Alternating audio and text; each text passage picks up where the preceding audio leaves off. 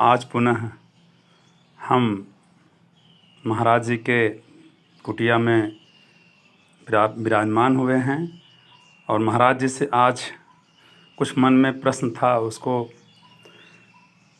पूछने चल रहे हैं, क्योंकि इनके द्वारा जो बताया जाता है उससे एक नया दिशा मिलता है और एक नया रास्ता मिलता है।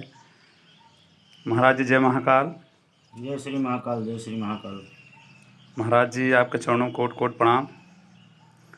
महाराज जी आज हमारा जो विषय यह है कि आज जो भागवत हो रहा है, इस भागवत में अगर देखा जाए तो केवल नाचने की बात बताते हैं, लेकिन हमारे राजा महाराजाओं के बारे में, चाहे वो वैश्य समाज से हों या दलित समाज से हों, किसी भी समाज से हैं, उनके राजा और महाराजाओं के बारे में प्रसंग नहीं बताया जाता है।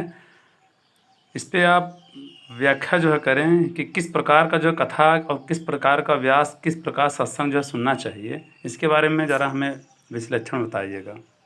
जो स्थिति आज उत्पन्न हुआ है जी महाराज, अभी अभी हाल में कीटामा की घटना है, तो जो स्थिति आज हुआ है, जो भागवत सुनना चाहते हैं, जो भागवत कर रहे हैं, ऐसी स्थिति पहली बार नहीं हुई अपने देश में। ऐसी स्थिति बहुत पहले भी हो चुका है इस देश में। जी महाराज। एक समय था, एक राजा थे। हम एक छोटी सी कहानी सुना रहे हैं, कहानी के माध्यम से आप और आपके दर्शक भी समझ जाएंगे। एक समय था, एक राजा था और उसने बुलाया पुरोहित को, कहा 7 दिन में भागवत सुनने के बाद, 7 दिन की भागवत सुनने के बाद परीक्षित को मोक्ष प्राप्ति हो गई थी जी। तो हम तुम्हें 1 महीने का समय दे रहे हैं। वहाँ 7 दिन में मोक्ष प्राप्त हुई, हमें 1 महीने में, हम आपका 1 महीने का समय दे रहे हैं। आप कथा सुनाइए और 1 महीने में हमारा मोक्ष हो जाना चाहिए।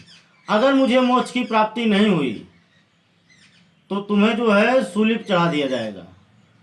अच्छा। या तो तुम कथा बंद करो कि इससे मोक्ष की प्राप्ति नहीं होती है। 1 महीने का समय लेकर, 1 महीने का समय दे दिया। 1 महीना का समय लेकर के वह ब्राह्मण अपने घर पे गया और चिंता करने लगा कि 1 महीने का समय मिला है, मोक्ष की प्राप्ति कैसे होगी। वहाँ 1 हफ्ते में मोक्ष की प्राप्ति हो गई थी परीक्षित को। और यही सोचते सोचते भोजन में रुचि दिखना बंद हो गया। भोजन जीवन जी सके उतना ही भोजन करते, बहुत चिंता में रहने लगे। कुछ समय व्यतीत हुआ, उनका पुत्र पूछा, पिताजी आप कुछ दिनों से इतने चिंता में क्यों हैं? तो कहा अब ये छोटा बच्चा है, क्या ही कर पाएगा हमारे चिंता के बारे में। फिर भी राजहट बाल दोष बाल हट, तो बाल हट के नाते उनको बताना पड़ गया। वो जिद पकड़ लिया, नहीं आपको बताना ही पड़ेगा, हम भले कुछ कर पाए न कर पाए। तो बताएं कि ऐसी ऐसी समस्या है। परीक्षित को 1 हफ्ते में मोक्ष की प्राप्ति हो गई थी और राजा का आदेश है कि अगर 1 महीने में आपको 1 महीने समय दिया जा रहा है, 1 महीने हमको कथा सुनाओ, मोक्ष की प्राप्ति होनी चाहिए। बताओ कैसे होगा। अगर आप मोक्ष दिलाने में हमें असमर्थ रहे तो आपको सूली पर चढ़ा दिया जाएगा। बेटा बोला इसमें कोई चिंता की विषय नहीं है, थोड़ा सा आप हमारे हम कुछ कहना चाहेंगे, आप उसको सुनिए और करिए। कहा क्या कहेंगे आप? कहा जाओ राजा को यह बता दो कि आप हमारे पुत्र को अपने आचार्य के रूप में स्वीकार करें, अपने गुरु के रूप में स्वीकार करें, अगर आपको मोक्ष चाहिए तो। अब वह ब्राह्मण सोच रहा है कि भला ये क्या ही कर पाएगा, लेकिन वहाँ आश्वासन दिया था कि जाओ आप ऐसा करिए। और उस ब्राह्मण के पास कोई विकल्प भी तो नहीं था कि राजा को 1 महीने में कैसे मोक्ष दिलाया जाए, मरना तो ऐसे भी है वैसे भी है। वह बालक गया, तैयार होने लगा राज दरबार में जाने के लिए। अब ये पुरोहित महाराज पहले से ही राज दरबार में पहुंच गए थे। बताया उन्हें कि आपको जो है हमारे बेटे को गुरु के रूप में आप स्वीकार करें तो बात बन जाएगी। तो इनका बेटा राज दरबार में गया, दंडवत प्रणाम किए, राजा स्वीकार किए।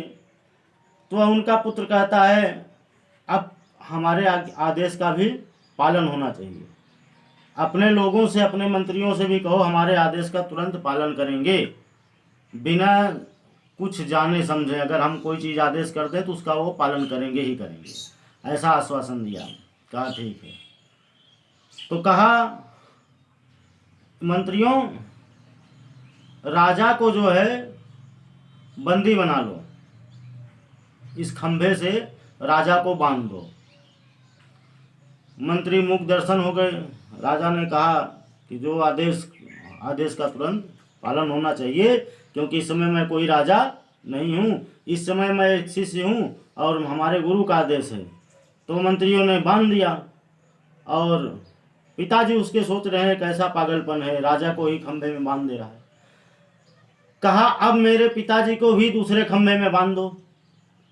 दूसरे खंभे में उसके पिताजी को ही बांधा गया और बांधने के बाद वह अपने पिताजी के सामने गया, हाथ जोड़कर कहा पिताजी आप राजा को मुक्त कर दीजिए, आप राजा को मुक्त कर दीजिए बंधन से। अब उसके पिताजी कह रहे हैं कैसा मूर्ख बच्चा मैंने पैदा किया। अरे राजा बंधा है, मैं खुद भी बंधा हूँ जंजीर से, मैं अपने आप को ही मुक्त नहीं कर सकता तो राजा को कैसे मुक्त कर सकता हूँ। इस चीज को राजा जो है समझ गए तुरंत। कहा गुरुदेव मुझे अपने प्रश्न का उत्तर मिल गया, मुझे जितना मोक्ष मिलना था मिल गया। कहानी का सार ये है जो आपको मुक्त करेगा क्या वह मुक्त है?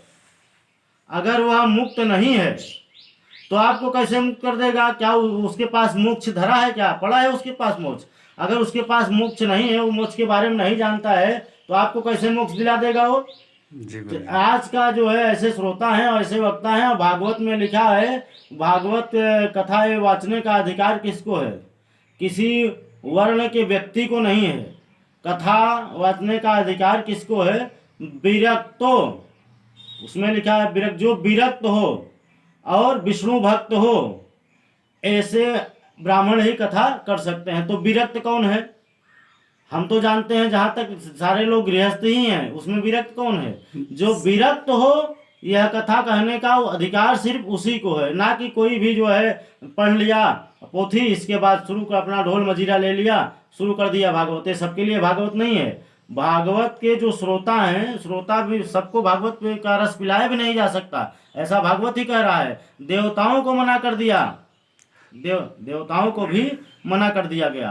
अब सोचो जो पहली बार भागवत हुई, राजा परीक्षित को जब भागवत सुनाया गया तो कहाँ सुनाया गया? एक लंगोटे में, जो व्यास थे एक लंगोटे में सुनाए पेड़ के नीचे। वहाँ क्या ढोल हारमोनिया यह सब गया था क्या? कुर्सी लगी थी क्या? बड़ा सा जो है व्यास गद्दी के नाम पे तखत पे तखत, तखत पे तखत, उसके ऊपर कुर्सी लगी थी क्या? ऐसा कुछ भी नहीं हुआ था। ये हमारे जो है पूरे आडंबर से इसको भर दिए हैं। तो कौन मुक्त होगा और किसे मुक्ति मिलेगी? नेक्स्ट कोई सवाल हो तो बताएं आप। बहुत बहुत धन्यवाद जो है महाराज जी, आपने बहुत सरल तरीके से, बहुत अच्छे तरीके से आपने जो है बताया, और बहुत बहुत धन्यवाद। जय श्री महाकाल। जय श्री महाकाल। जय श्री